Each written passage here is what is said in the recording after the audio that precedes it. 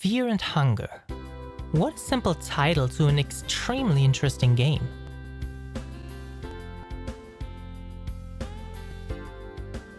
A game in which crimes against humanity are a constant, committed by grotesque monsters and sometimes even other humans. It's another RPG Maker game, and while RPG Maker games can be pretty amazing, after my previous adventures into Vampire's Dawn, I gotta admit that I was a little bit burnt out on it. But hey, I got a free review copy for this game again from Randalf, from the Horror Network and website Horrify World. And if you are currently watching this over on Horrify World, hey, welcome! Fear and Hunger is a game that, Huh? Wait.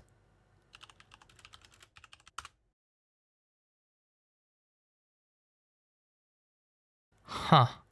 So, apparently in December, all or maybe only some adult-only rated titles were removed from Steam in Germany? Damn. Well, now I have to play it. Let me be real with you guys here. This game is pretty dark and graphic, so I'm not sure if I can show all of it in a review. I mean, Neko the Surgical didn't care in his playthrough, but if I can't, I'll censor the video and then re-upload the uncensored version over at Horrify World. So if the title says something like censored in brackets, check out the description for the uncensored link. Because this game contains some... Oh, well, thank you, game. Yeah, that. So is the game any good? Well, let's check it out together, shall we?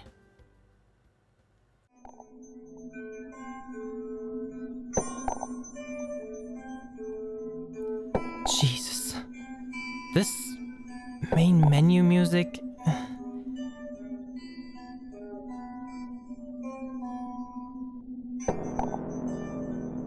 That low drone in the background with those terribly rusty sounding instruments in the foreground and the occasional screeching and the almost pulsating sounding mechanical clanking. It's just so incredibly unpleasant to listen to. Let me put it this way. During my time with this game, I had some sort of food poisoning or virus that caused me to have extremely painful stomach cramps for days. I couldn't sleep, I couldn't eat much, and I could only barely drink water without throwing up again. This is actually no joke. I even had strange fever dreams of this game. Yeah, I don't want to talk about it. And those painful cramps come like in waves, you know? And this music track, it pretty much feels like the audiation, is that even a word, of that time. Let's just say I don't particularly like this menu music, but I gotta be honest with you, it kind of fits the game. But I'm getting ahead of myself talking about music already. I'm sure I'll have more to talk about this later.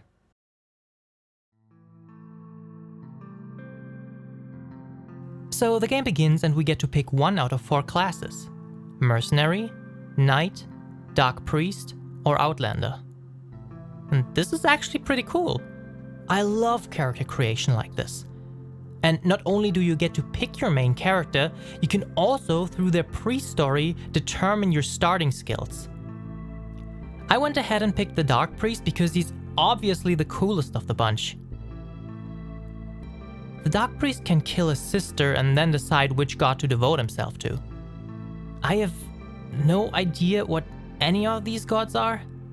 See, there are tons of books in Fear and Hunger that explain the incredibly deep lore of the game. Like, you might find a book about something called Sylvian Volume 1, and it will contain a small bite-sized chunk of lore for Sylvian, who, by the way, fancies herself a god of love.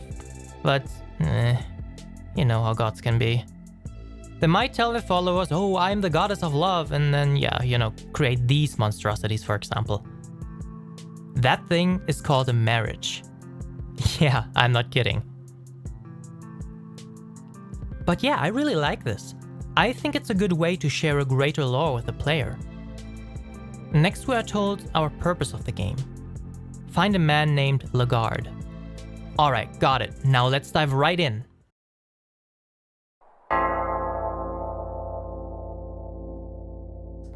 Jesus Christ, this atmosphere. The thick fog. The crows feasting on the dead horse. You can't even beat it. Poor horsey. But there's no time to mingle out here, as we can hear barking sounds coming closer. This isn't just for show. The wolves will actually come and show up, and they will kill you.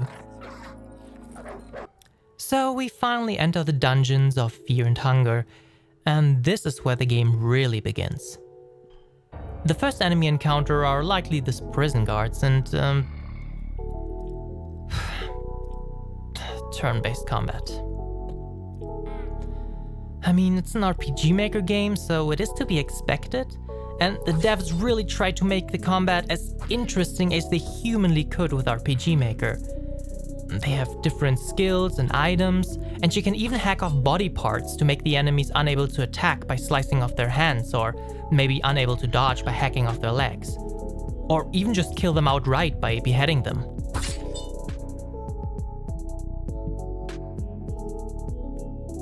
Of course, the same thing can happen to you, so if they cut off your arm, you will be unable to wield any dual-handed weapons. And to my knowledge, there's no way to reverse this either.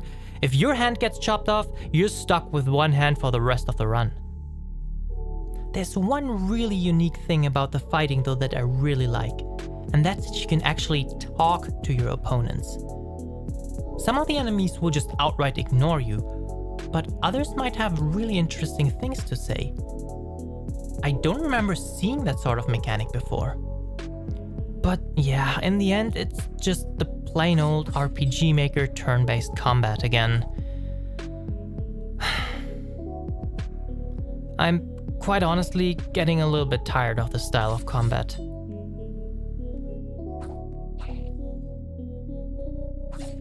How often can I miss a fucking spider? And it killed my skelly boy. You can't be serious. I mean, yeah, I get it, it's easier to make and gives you more tactical in-depth choice, but...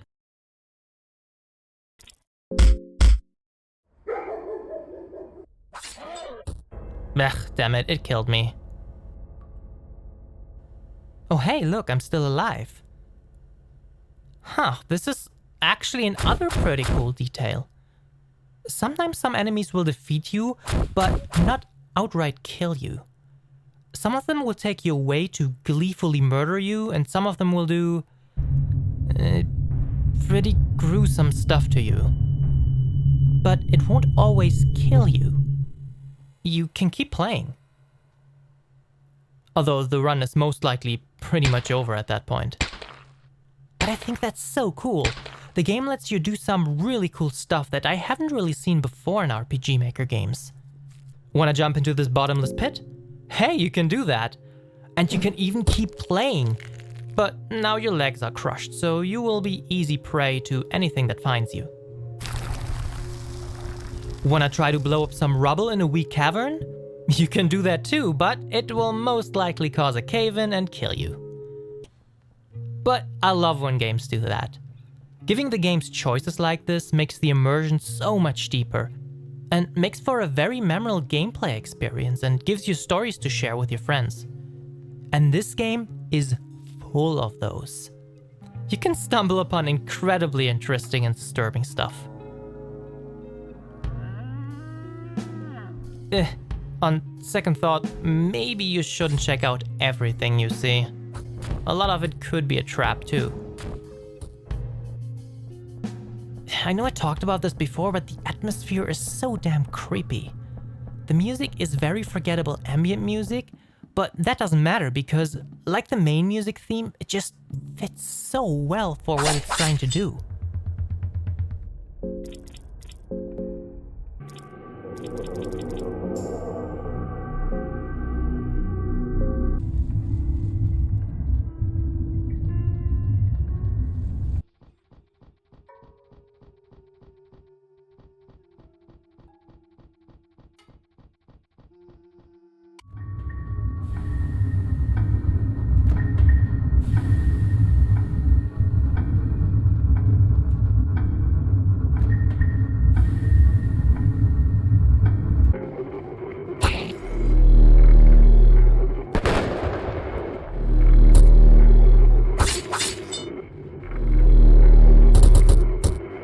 But in other places, the music really isn't that good, because it just feels like a small loop, much like how it was in Yakyosho. Everything is so dark and moody. You never ever feel safe down here, and the game makes sure you know. You can never quite see the edge of the screen, and the game even makes use of that by hiding NPCs just outside of sight sometimes. It always feels like you're enveloped in this choking darkness, hoping that the noise you just heard was just part of the ambient soundtrack. And like I said, you will witness extremely disgusting stuff in this game. I'm not gonna lie to you. But it all adds to the atmosphere of violence, death, and lust these dungeons emit. So, in the beginning of the game, you find this diary of a previous traveler, and he talks about regretting the things he had to do. And it's true. Sometimes you do throw out your ethics in favor of surviving. Speaking of ethics, while we were talking, this guy joined my party, and he just now sneaked away and stole from me. What a dick. Actually, now that I look at him again, I think this is one of the 4 classes you can pick from the beginning. That's right. All the other classes you haven't picked show up as actual characters in these dungeons, with their own stories and reasons to come here. It's really cool, actually. And they also have a good chunk of personality. As you make your way through the dungeons, picking up food, killing monsters, finding stuff, and powering up your skills, you can always feel that terror in the background. A feeling like you're never gonna leave here again. And the NPCs feel it too.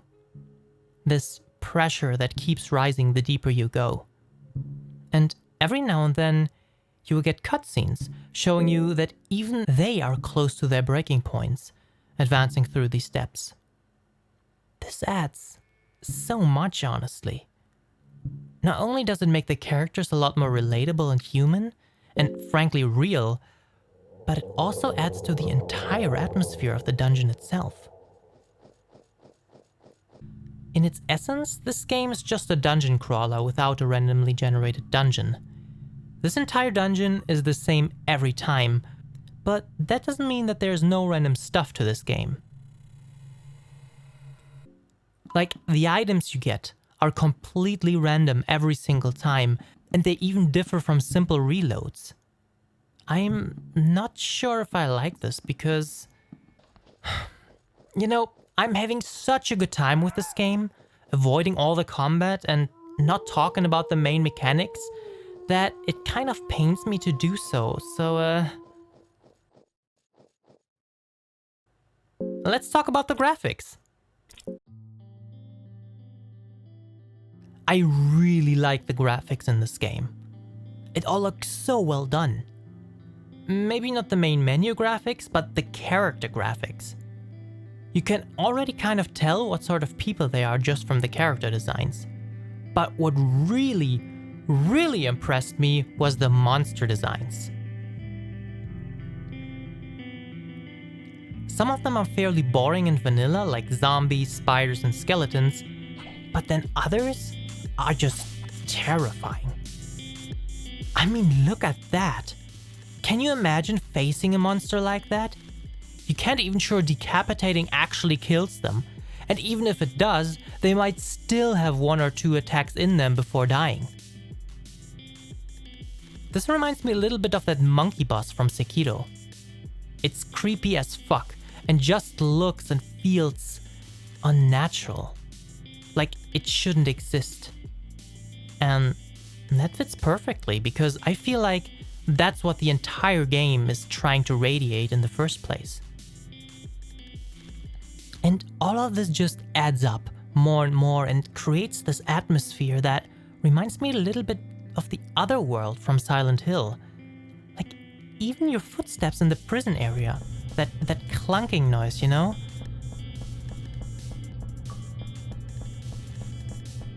There's just so much attention to detail to this game.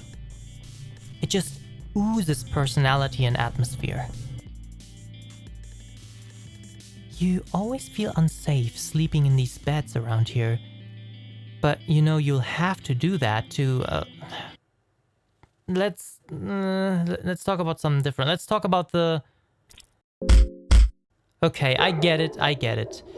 I guess there really is no way to get around talking about the gameplay loop anymore. Fine.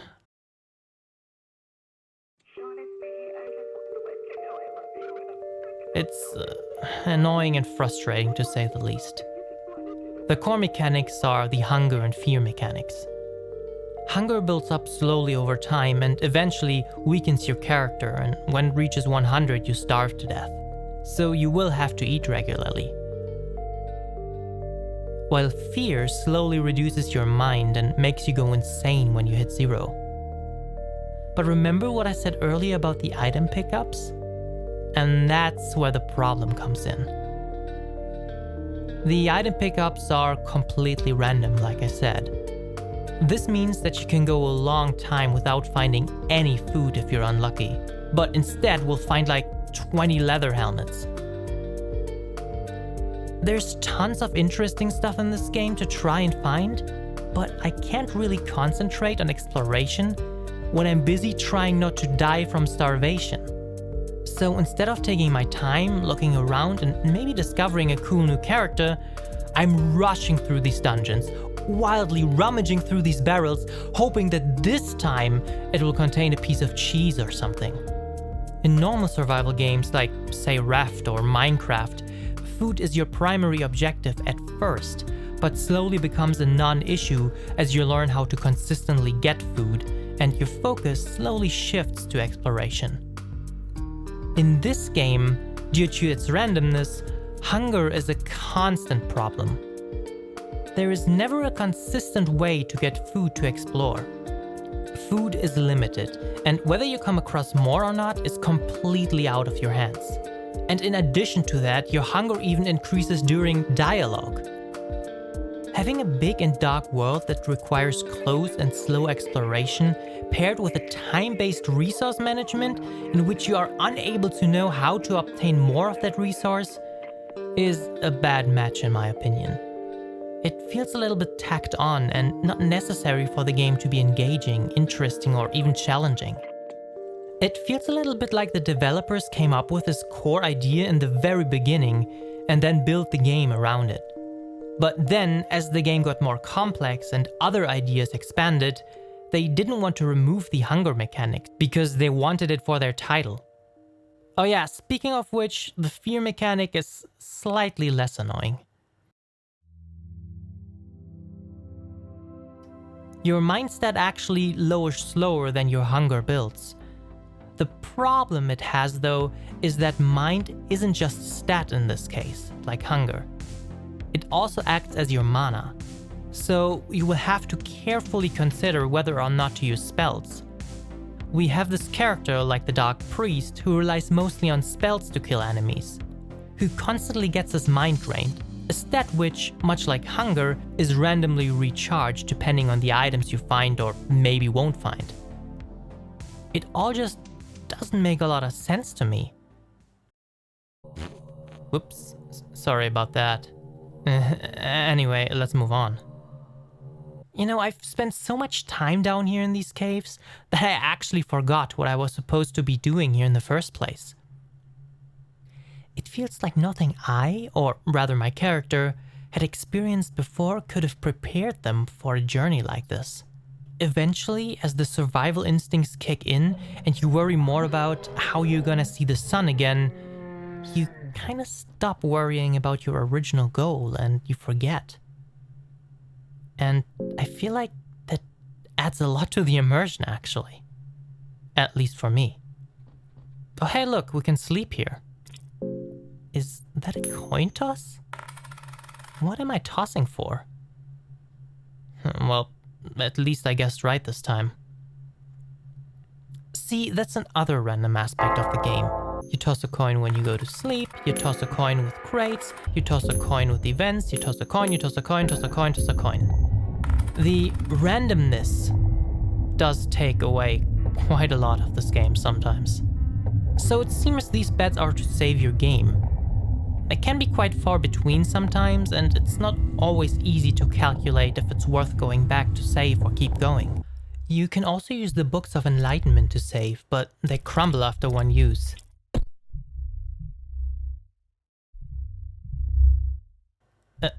Even if you don't even save, apparently. Jesus Christ, what is going on here? So, while we were talking, I found another save bed and... And this time I missed my coin toss. I wonder what'll... Oh. Jesus, what are you? A giant man with a crow for his head and a mauler for his arm? This thing is absolutely amazing. They really outdid themselves with the monster designs. This specific monster, called the Crow Mauler, is actually almost like a pyramid head of some sort. Even the design seems to be a little similar. I honestly love this dude. He can show up out of nowhere, and if he catches you, it's almost a guaranteed game over.